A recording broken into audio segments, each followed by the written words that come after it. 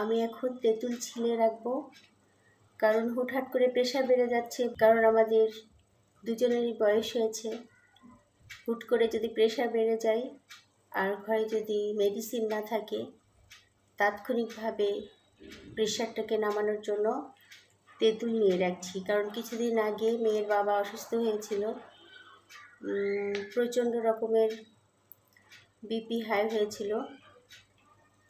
তো ওই সময় আমার ঘরে তেঁতুল ছিল না, লেবুর জল দিয়েছিলাম, মানে দুটো লেবু চিপে জল দিয়েছিলাম। তারপরে তো ডাক্তার দেখিয়ে মেডিসিন খাওয়ানো হয়েছে। তার জন্য ভাবলাম ঘরে তেঁতুল নিয়ে রাখি। তেঁতুল হচ্ছে সব থেকে বেশি উপকার হয়, তেঁতুলের টকটা সব থেকে বেশি উপকার। তেঁতুল আমি ছেড়ে ছেড়ে রাখছি। আমার কিন্তু জিভে জল আসছে না, কি আশ্চর্য। সবাই বলে তেঁতুল দেখলে জিভে জল আসে বা তেঁতুল দেখলে লোভ লাগে, খেতে ইচ্ছা করে। আমার কখনোই এটা দেখে কোনো অনুভূতি হয় না, আমি জানি না কেন।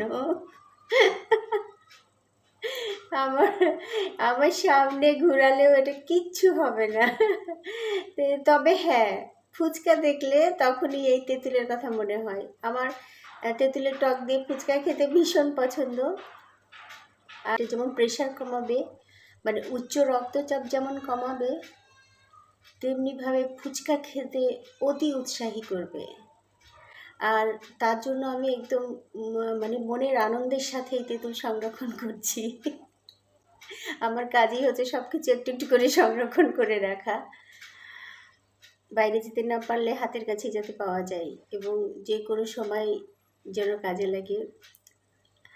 এই তেঁতুলটা একটা কাচের বয়ামে আমি ভরে রাখবো, এটা অনেক দিন ভালো থাকবে। কাচের এত তেঁতুল ছিলেছি, এই তেঁতুল